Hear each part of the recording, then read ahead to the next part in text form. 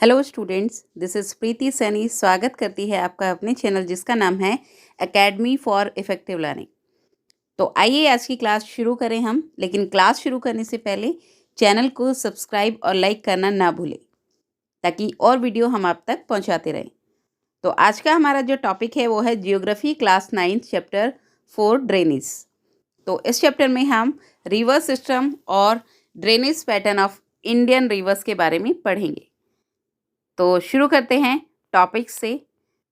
इस चैप्टर में हमें पढ़ना है an introduction to the drainage, Indian drainage system, drainage pattern of India, the Himalaya rivers, the Indus river system, Ganga river system and Brahmaputra river system. इसके अलावा peninsular rivers में हमें पढ़ना है Narmada basin, Tapi basin, Godavari basin, Mahanadi basin, Krishna basin और Kaveri basin, lakes and pollution of rivers. ये सारे topics हैं जो हम एक एक करके इस चैप्टर में पढ़ेंगे। तो शुरू करते हैं हमारा टॉपिक। सबसे पहले ड्रेनेज। ड्रेनेज क्या होता है? Drainage describe the river system of an area. किसी एरिया के रिवर सिस्टम को डिस्क्राइब करने वाला जो सिस्टम होता है उसको ड्रेनेज कहा जाता है। ठीक है, ये देखिए जैसा मैंने आपको पिक्चर में दिखाया हुआ है, it is the drainage pattern. ये जो कैनल आपको दिखाई गई है जिसमें पानी जो है नदी का इधर से उधर बह रहा है, जिस शेप में ये बह रहा है, ये है drainage pattern of a river. The area drain by a single river system is called drainage basin. एक रिवर के अकॉर्डिंग जितना भी एरिया ड्रेन किया जाता है उसको ड्रेनेज बेसिन कहा जाता है। जैसे इस पिक्चर में आप देख रहे हैं, पानी के बीच बीच में ये जो आपका लैंड एरिया है, ये है आपका ड्रेनेज बेसिन। ठीक है, अगला टॉपिक है आपका वाटर डिवाइड। वाटर डिवाइड क्या होता है? Any elevated area such as a mountain और an upland which separate two drainage basin is known as water divide. Water divide का मतलब आपने देखा होगा, जब भी पानी की अगर हम बात करें, पानी के बीच बीच में ये जो आपको हाई लैंड दिखाई देती है, बीच बीच में कई बार आपको टापू दिखाई दे रहे हैं या हमारा द्वीप दिखाई देते हैं या कोई आइलैंड दिखाई देता है। अगर ऐसे ही अगर हम रिवर की बात करें तो रिवर के बीच में जब हाईलैंड की वजह से वाटर जो है दो पार्ट्स में डिवाइड हो जाता है, बीच में हाईलैंड की वजह से वाटर आधा इधर हो जाता है, ये पूरी वाटर को जो है टू पार्ट्स में डिवाइड कर देता है और इसी को बोला जाता है वाटर डिवाइड। जैसा कि आपकी फिगर 3.1 में दिखाया गया है, दोनों तरफ पानी है, स्ट्रीम ए स्ट्रीम बी और बीच में है आपका हाईलैंड, तो जिसकी वजह से वाटर जो है वो टू पार्ट्स में डिवाइड हो गया है। इसी सिस्टम को कहा जाता है वाटर डिवाइड। फिर चाहे वो माउंटेन की वजह से हो, प्लेट्यू की वजह से हो या हाईलैंड की वजह से हो। Clear? Small stream flowing in different direction come together to form a river which ultimately drains into a large water body such as lake और सी और ओशियन। अब देखो छोटी छोटी जो धारा होती है, ये पानी की धाराएं होती हैं जिनको स्ट्रीम कहा जाता है, या फिर नदियाँ जब इकट्ठी होकर, ठीक है, एक वाटर बॉडी के अंदर गिरती हैं जिससे वो लार्ज वाटर बॉडी बनाती है, और उसी लार्ज वाटर बॉडी को या तो लेक कहा जाता है या सी या फिर ओशियन कहा जाता है। क्लियर है? तो ये है आपका इंट्रोडक्शन ऑफ द चैप्टर जिसके बारे में आपको पढ़ना है। वाटर डिवाइड क्या होता है, ड्रेनेज क्या होता है, या ड्रेनेज सिस्टम इंडिया में किस तरह का है, इसके बारे में अब हम पढ़ेंगे। तो सबसे पहला टॉपिक अब हमारा है drainage system in India. India में ड्रेनेज सिस्टम किस तरह से। तो ड्रेनेज सिस्टम पढ़ने के लिए हमें रिवर सिस्टम ऑफ इंडिया के बारे में पढ़ना पड़ेगा। तो इंडिया की अगर हम बात करें तो यहाँ पर इंडियन रिवर्स को टू पार्ट्स में डिवाइड किया जाता है mainly. Number 1 Himalaya reverse, number 2 peninsular river. Himalaya river जो हिमालय से निकलने वाली है, और पेनिनसुलर रिवर जो होते हैं ट्रॉपिक ऑफ कैंसर के नीचे की जितनी भी रिवर्स है हमारी जो पेनिनसुलर एरिया के अंदर आती है उसको पेनिनसुलर रिवर कहा जाता है। ठीक है, जैसा कि अगर मैं आपको मैप में दिखाऊं, ये देखिए ये जो हिमालय से जो नदियाँ निकल रही है, जैसे इंडस हो गया, चेनाब हो गया, सतलुज हो गया, ये हमारी है हिमालय रिवर। और यहीं अगर हम तापी, गोदावरी, कोसी आदि नदियों की बात करें तो ये हमारा पेनिनसुलर एरिया के अंदर आता है, इसीलिए इसको पेनिनसुलर रिवर्स कहा जाता है। ठीक है, तो अब हम एक एक करके इन रिवर्स के बारे में पढ़ेंगे। तो सबसे पहले हम पढ़ेंगे हिमालय रिवर्स। हिमालय रिवर्स के क्या क्या फीचर्स है पहले ये देख लीजिए। तो most of the Himalaya rivers are perennial. Perennial का मतलब होता है इनमें साल के 365 दिन पानी भरा रहता है। ठीक है, तो हिमालय की जितनी भी रिवर्स हैं वो कभी सूखती नहीं है, उनमें हमेशा पानी रहता ही है, which means that they have water through out the year. तो पूरा साल इनमें पानी जो है वो भरा रहता है। These rivers receive water from rain as well as from melted snow from the lofty mountains। तो या तो इनको माउंटेन से जो स्नोफॉल जो ग्लेशियर्स होते हैं, स्नो होते हैं, उनसे मेल्ट होकर जो पानी आता है वो इन रिवर्स में आता है या फिर रेन के थ्रू आता है। The two major Himalaya rivers Indus Brahmaputra originate from the north of the mountain range. तो हिमालय की जो नॉर्दर्न माउंटेन रेंज है वहाँ से जो हमारी दो मेजर नदियाँ हैं वो निकलती है, एक तो इंडस रिवर और दूसरा ब्रह्मपुत्र रिवर। अगला है they perform intensive erosional activity in their upper courses and carry huge loads of slit and sand. ये तो आपको पता ही है, जब माउंटेन से नदियाँ स्लिट वे में जब नीचे की तरफ आएंगी, मैदान की तरफ आएंगी, प्लेन्स की तरफ आती है, तो वो तेजी से जब पानी बहता है तो पानी के साथ स्लिट और सैंड भी अपने साथ लेकर आती। ठीक है, अब है जो पेनिनसुलर रिवर्स है हमारी, उनके क्या क्या फीचर्स है देख लीजिए। सबसे पहला they flow in shallow valleys. Shallow valleys मतलब वैलीज के अंदर, घाटीज के अंदर ये ज़्यादातर बहती हैं और इनका जो बहने का प्रोसेस होता है वो काफ़ी स्लो होता है क्योंकि ये प्लेन्स में हैं। ठीक है, most of them are seasonal not perennial. तो इनमें से ज़्यादातर नदियों की अगर हम बात करें तो वो सीजनल होती हैं, पेरेनियल नहीं होती, क्योंकि पेरेनियल नदियों की अगर हम बात करें तो उसमें तो सारा साल पानी रहता है, लेकिन यहाँ पर वर्षा जब होती है तभी नदियों में पानी जो है वो उफान पर आता है, वरना वो कम हो जाता है। During summer there is considerable reduction in their water volume. तो समर की अगर हम बात करें, गर्मियों में यहाँ पर वाटर वॉल्यूम जो है वो कम हो जाता है। The erosive activity is very less. यहाँ की जो इरोजिव या मिट्टी के कटाव का जो पानी के साथ बहती है मिट्टी, उसका एक्टिविटी बहुत कम होती है क्योंकि ये सरफेस पर, ज़्यादातर प्लेन सरफेस पर बहती है।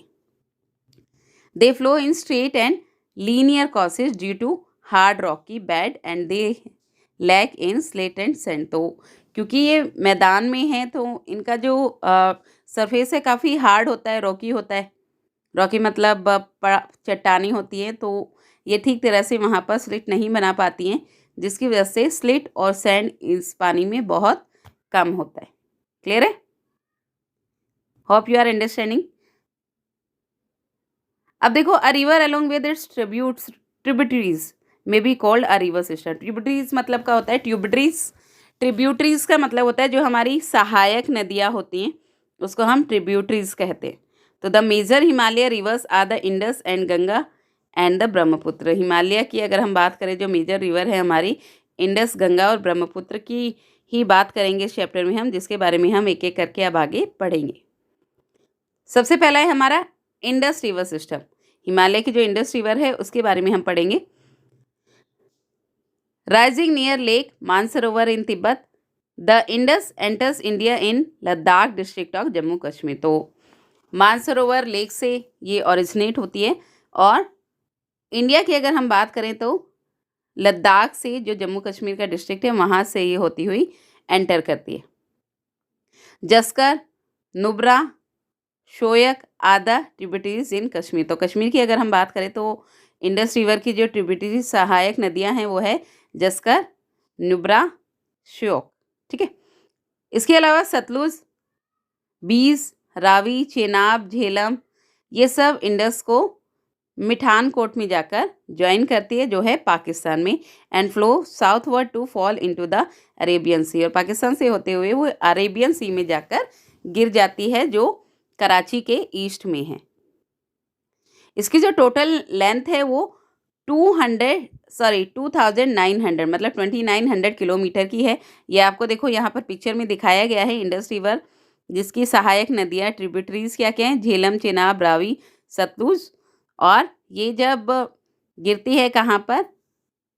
अरेबियन सी में गिरती है, तो उससे पहले डेल्टा बनाती है और इंडिया में इसका एक स्मॉल पार्ट है जो कि लद्दाख डिस्ट्रिक्ट से होकर गुजरता है। ठीक है, और ये पाकिस्तान के मिठानकोट में जाकर झेलम नदी से और चेनाब, सतलुज और बीस, रावी नदी से जाकर जुड़ जाती है और अरेबियन सी में, जो कराची के ईस्ट की तरफ है, वहाँ पर जाकर ये गिर जाती है। तो इसकी जो टोटल लेंथ है वो 2900 किलोमीटर है और ये दुनिया की सबसे लंबी नदियों में से एक मानी जाती है। ठीक है, इंडिया को अगर पाकिस्तान जो है distribute rivers water according to Indus water treaty, तो इंडस वाटर ट्रीटी हुई थी जो 1960 में हुई थी। इसके अकॉर्डिंग जो इंडस रिवर का 20% वाटर ही सिर्फ इंडिया यूज़ करेगा और 80% वाटर जो है वो पाकिस्तान यूज़ करेगा। तो this was the treaty of 1960 between India and Pakistan for Indus water. आशा करती हूँ आपको समझ आ रहा होगा, पिक्चर्स के थ्रू आपको ज़्यादा आसानी से समझ आएगा। अगला है आपका the Ganga river system. Ganga river system क्या है, देखिए पिक्चर में ये है हमारी जो मेन स्ट्रीम निकल रही है, गंगा निकल रही है, और साइड में जो है ये है हमारा सहायक नदियाँ जो गंगा की है। जैसे अब देखो पंचप्रयाग जिसे कहा जाता है, ये गंगा नदी पर ही बनता है। जैसे देवप्रयाग, रुद्रप्रयाग, कर्णप्रयाग, पिलानप्रयाग, ठीक है, अलकनंदा, मंदाकिनी, भागीरथी, ये सब है इसकी सहायक नदियाँ। इसके अलावा यमुना नदी देखिए जो इसकी पैरेलल में चल रही है। इसके बाद अगर आगे बात करें तो नंद प्रयाग बनाती है, ये विष्णु प्रयाग बनाती है, ठीक है। तो ये 5 तरह के प्रयाग जो हैं इसको पंच प्रयाग के नाम से जाना जाता है जो गंगा रिवर पर बना हुआ है। The head water of the Ganga are called Bhagirathi. Bhagirathi मतलब जहाँ से गंगा का उदय हुआ है या ओरिजिनेट हुई है वो है Bhagirathi. Is fed by the Gangotri, जो गंगोत्री ग्लेशियर से निकलती है। भागीरथी नदी जो है हमारी वो गंगोत्री ग्लेशियर से उत्पन्न हुई है और अलकनंदा देवप्रयाग में जाकर ये अलकनंदा से जुड़ जाती है, जहाँ से आगे जाकर इसका नाम गंगा पड़ जाता है, ठीक है।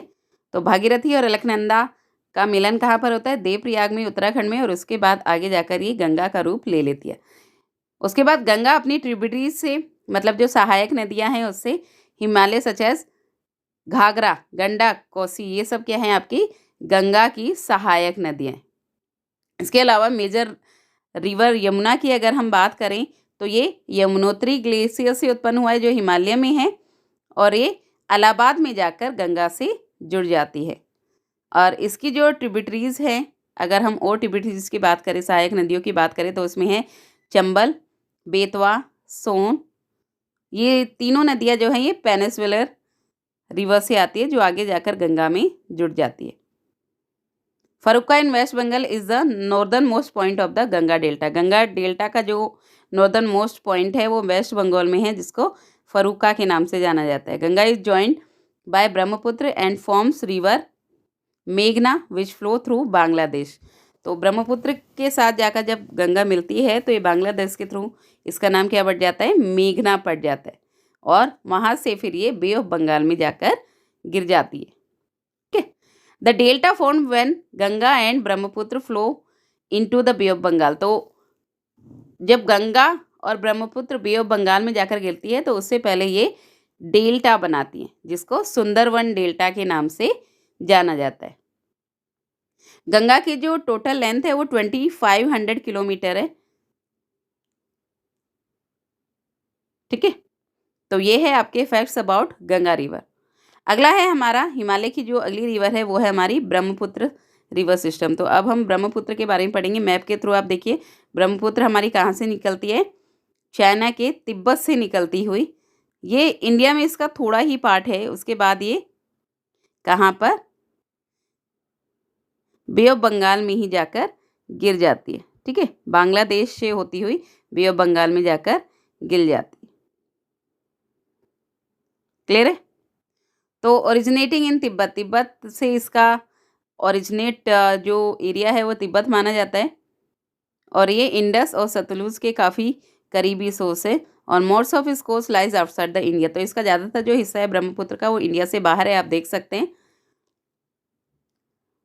ऑन रीचिंग नमछा बारवा, अगर हम नमछा बारवा की बात करें तो यहाँ से ये यू टर्न ले लेती है। देखिए इसमें यहाँ से आकर क्या किया, इसने यू टर्न ले लिया। तो यहाँ दोबारा से इंडिया की तरफ आते आते इसने यू टर्न लिया, और यहाँ आके फिर ये बांग्लादेश के थ्रू बे ऑफ बंगाल या बंगाल की घाटी में जाकर गिर जाती है। तो अरुणाचल प्रदेश से ये यू टर्न लेती है, और उसके बाद असम की तरफ बहती हुई ये अपनी ट्रिब्यूटरी नदी के साथ जुड़कर बांग्लादेश में आकर बे ऑफ बंगाल में जाकर गिर जाती है। तो ये है इसका स्थान जहाँ जहाँ ये बहती है। आगे देखिए, the tributaries that join Brahmaputra are Dibang, Lohit और केनुला, ये तीनों जो नदियां हैं ये ब्रह्मपुत्र की सहायक नदियां, Dibang, Lohit and cannula. The Brahmaputra की अगर हम बात करें तो has drain channel in its entire length in Assam to form many riverine island। तो बहुत सारी riverine मतलब नदियों के आइलैंड इन्होंने जगह जगह, जो नदियों के बीच में, स्ट्रीम्स के बीच में छोटी छोटी लैंड्स निकल जाती है आइलैंड की तरह, उसको riverine island कहा जाता है। World's largest riverine island is formed in Brahmaputra. तो दुनिया का सबसे बड़ा जो riverine island है, नदियों के द्वारा बनाया गया आइलैंड, ये ब्रह्मपुत्र ही फॉर्म करती है। Unlike other North Indian rivers, the Brahmaputra is marked by huge deposit of slate। तो ब्रह्मपुत्र नदी जो है बाकी नदियों की तरह सबसे ज़्यादा स्लिट और सैंड अपने साथ लेकर आती है, causing the river bed to rise. जिससे रिवर बेड मतलब नदी के बीच में जो स्लिट होता है, इकट्ठा होता है और वहाँ पर भूमि जो है वो बढ़ती रहती है, जिसको आइलैंड कहा जाता है। ठीक है, क्लियर है। तो ये थी हमारी हिमालय नदियाँ, इंडस, गंगा और ब्रह्मपुत्र। अब हम पढ़ेंगे about peninsular river. Peninsular river में सबसे पहला आप समझिए, पेनिनसुलर रिवर की अगर हम बात करें तो इसमें western Ghat from main water divide in peninsular India. तो पेनिनसुलर इंडिया की अगर हम बात करें, ज़्यादातर जो रिवर है वो कहाँ से निकलती हैं, वेस्टर्न घाट से निकलती हैं और फिर बे ऑफ बंगाल में जाकर गिर जाती हैं। तो इसकी वजह से इनकी जो हाइट है, मतलब ये ज़्यादा लॉन्ग नदियाँ नहीं हैं, they are very small rivers. तो major rivers of the peninsular river, major peninsular की जो मेजर रिवर है उनकी बात करें तो हम वो है महानदी, गोदावरी, कृष्णा एंड कावेरी। तो ये ईस्ट वर्ड्स में फ्लो करते हुए drain into the bay of Bengal, bay of Bengal में जाकर गिर जाती है। The Tapi and Narmada are the only rivers which flow west to make estuaries and drain into the Arabian sea. तो तापी और नर्मदा ये दो ही नदियां हैं जो अरेबियन सी में जाकर गिर जाती है, बाकी सारी नदियां बे ऑफ बंगाल में गिरती है। The drain basin of the peninsular river are comparatively small in size. Obviously जब नदियां छोटी हैं तो उनका जो ड्रेनेज बेसिन है वो भी काफ़ी स्मॉल होगा। ये आप देख सकते हैं, ये है आपका पेनिनसुलर रिवर, नर्मदा, तापी, महानदी, गोदावरी, कृष्णा, कावेरी, जो वेस्टर्न घाट से शुरू होती है और बे ऑफ बंगाल में जाकर गिर जाती है। तो अब हम एक एक करके इस नदियों के बारे में पढ़ेंगे। सबसे पहला है हमारा नर्मदा बेसिन। नर्मदा बेसिन क्या है, देखिए, राइजिंग इन द अमरकंटक। तो नर्मदा जो है वो हमारी अमरकंटक हिल से राइज होती है और flows to create a gorge in marble rocks of Madhya Pradesh. तो ये गोर्ज बनाती हुई मध्य प्रदेश से जाकर गिरती। ठीक है, तो अमरकंटक जो है वो हमारा मध्य प्रदेश में। Narmada flows towards the west in rift valley form due to faulting. तो ये रिफ्ट वैली की तरफ फॉर्म्ड हो जाती है ड्यू टू फॉल्टिंग।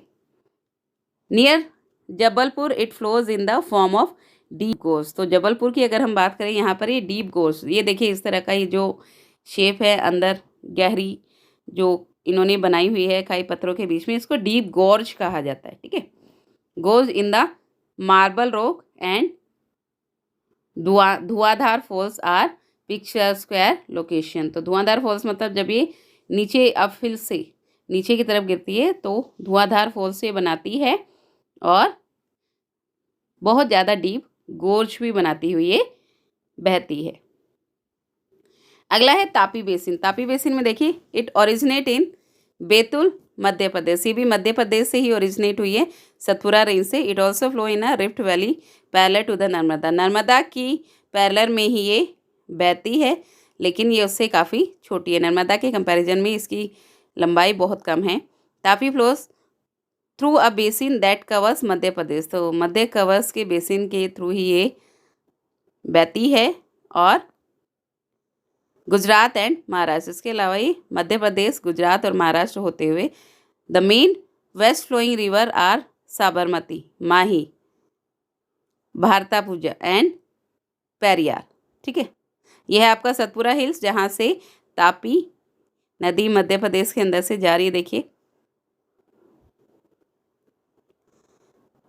ठीक है, तो ये है एरिया आपका किसका, तापी रिवर का।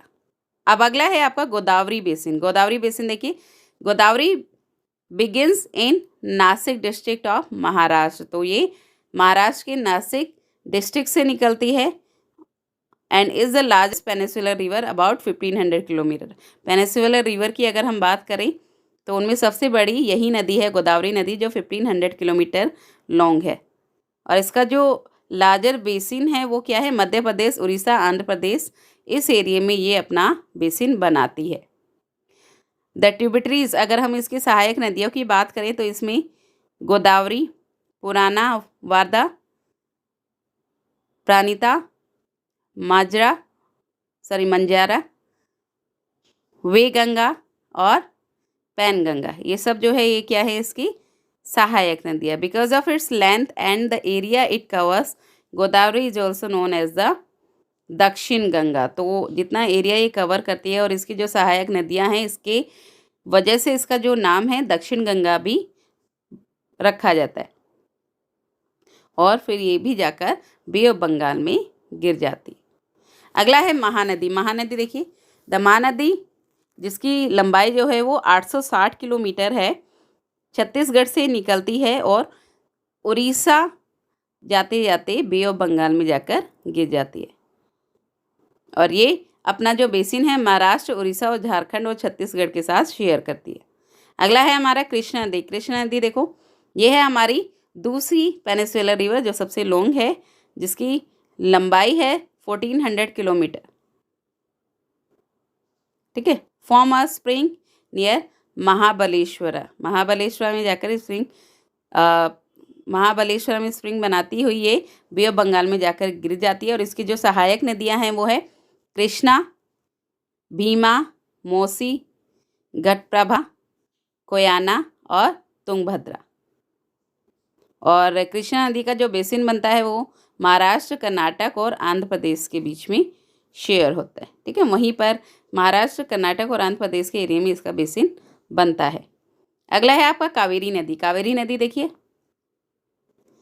कावेरी नदी जो है आपका वो ओरिजिनेटेड इन ब्रह्मगिरी। ब्रह्मगिरी से ओरिजिनेट होती है, वेस्टर्न घाट के ब्रह्मगिरी से।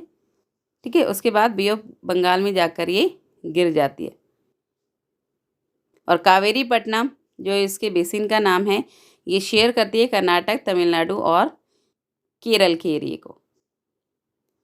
और ये second biggest waterfall in India known as Shivasamudram. Shivasamudram नाम का जो बिगेस्ट वाटरफॉल है इंडिया में, उसको ये बनाती है। सेकंड नंबर का जो बिगेस्ट वाटरफॉल है शिवासमुद्रम, वो कावेरी बेसिन से ही बनता है। Other smaller reverse like Damodar हो गया, ब्राह्मणी, बैतारिणी और सुब्रलेखा, ये हमारी जो है छोटी छोटी अन्य नदियां हैं। तो ये है हमारी पेनिसुलर रिवर। अब हम पढ़ेंगे लेक्स के बारे में। आशा करती हूँ आपको समझ आ रहा है। आई थिंक आप चैप्टर क्लियर कर पा रहे हैं पिक्चर्स के थ्रू। अब देखो, ये जो पिक्चर मैंने आपको दिखाई है स्क्रीन पर, ये है लेक्स। इस तरह का हमारा लेक्स का जो है वो एरिया होता है, जो चारों तरफ से हिली होता है या हाईलैंड होती है, और बीच में गड्ढा बन जाता है जहाँ पर पानी जो है इकट्ठा हो जाता है ग्लेशियर्स से मेल्ट होकर, और वो हमारी लेक्स बन जाती। ठीक है। तो most lakes are permanent while other contains water only during the rainy season. ज़्यादातर लेक जो हमारी होती है वो परमानेंट होती है, मतलब उनमें पूरा साल हमेशा पानी भरा रहता है। लेकिन कुछ लेक्स ऐसी हैं जो रेनी सीजन में ही वाटर कंटेन करती हैं। Some lakes are result of glacier action. तो कई लेक्स जो है वो ग्लेशियर एक्शन, मतलब ग्लेशियर शीट्स जब मेल्ट होती हैं तो उनसे या विंड से, रिवर एक्शन से, ह्यूमन एक्टिविटीज़ की वजह से ये बनती हैं।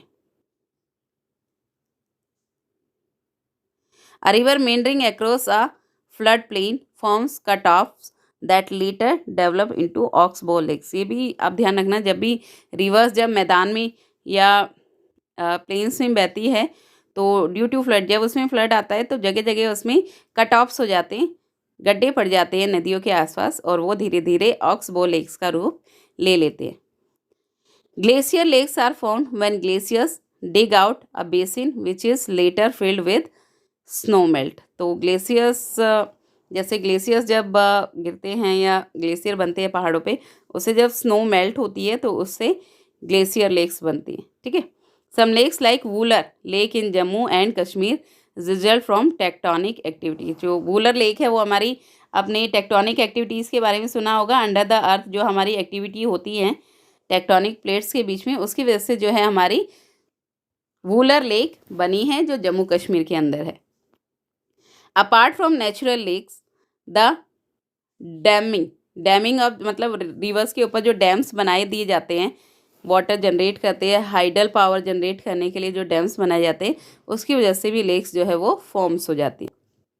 Lakes help to regulate river water flow. तो रिवर वाटर को रेगुलेट करने के लिए लेक्स बहुत ज़्यादा सहायक होती हैं, फ्लड से प्रिवेंट करती हैं and aid to develop hydro power को डेवलप करने में ये काफ़ी मदद करती है। क्लाइमेट को मॉडरेट रखती हैं, इकोसिस्टम को मॉडरेट रखती हैं, इकोसिस्टम को मेंटेन करके रखती हैं और नेचुरल ब्यूटी को एनहेंस करती है और develop tourism and provide recreation. तो टूरिज़्म को डेवलप करने में भी बहुत ज़्यादा इसका योगदान है। जैसे हम नैनीताल की बात करें, Nainital is a tourism place जिसको 9 लेक्स का समूह कहा जाता है, जहाँ पर टूरिज़्म बहुत ज़्यादा अट्रैक्ट होते हैं जाने के लिए। ठीक है, तो ये है हमारा chapter about rivers and lakes. अब हम पढ़ते हैं role of rivers in the economy. Rivers की अगर हम बात करें तो इंडियन इकोनॉमी में किस तरह से मदद करती है। तो rivers are natural source of water, ये तो आपको पता ही है। रिवर्स में हमारा जो फ्रेश वाटर है, ज़्यादातर हमारा पीने का या ड्रिंकिंग वाटर है या वाटर जो हम इस्तेमाल करते हैं डेली रूटीन में, वो हमारा रिवर्स से ही आता है। जो मेन सोर्स उसका है वो रिवर्स ही होता है। Settlement on the river banks have developed into cities. तो ये तो आपको पता है, रिवर्स के आसपास सेटलमेंट होती है और धीरे धीरे वो सिटीज़ में कन्वर्ट होती चली जाती है। हमारी जितनी भी सिविलाइजेशन है, सभ्यता है, फिर चाहे वो सब कहाँ पर सबसे पहले बैंक ऑफ रिवर के आसपास ही उत्पन्न हुई थी। Rivers are use for irrigation. River का पानी इरीगेशन के लिए यूज़ होता है, नेविगेशन के लिए यूज़ होता है, हाइड्रो पावर जनरेट करने के लिए यूज़ होता है और सबसे बड़ा सोर्स इंडिया का यही है एग्रीकल्चर के लिए। इंडिया की अगर हम बात करें, ये एग्रीकल्चर बेस्ड कंट्री है, तो एग्रीकल्चर के लिए जो इरिगेशन के लिए वाटर होता है उसका सबसे बड़ा सोर्स हमारा रिवर्स ही होता है। तो ये है हमारा role of rivers in the economy. अब अगर हम बात करें, रिवर्स को पता तो चल गया है आपको कितनी ज़्यादा ज़रूरत होती है हमारी लाइफ में रिवर्स की और रिवर वाटर की कितनी ज़्यादा ज़रूरत है।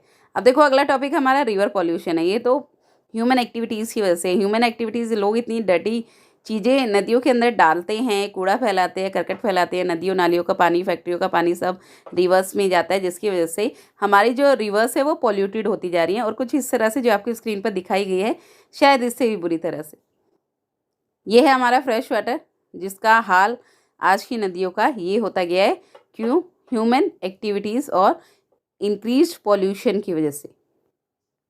तो quality of river water is affected by the growing domestic, municipal, industrial and agriculture demand. तो एग्रीकल्चर डिमांड की वजह से, डोमेस्टिक यूज़ की वजह से जो अफेक्ट हो रहा है वो हमारे वाटर रिवर पर काफ़ी ज़्यादा इफेक्ट कर रहा है। A heavy load of untreated sewage and industrial influent are emptied into the river affecting the river self cleaning property.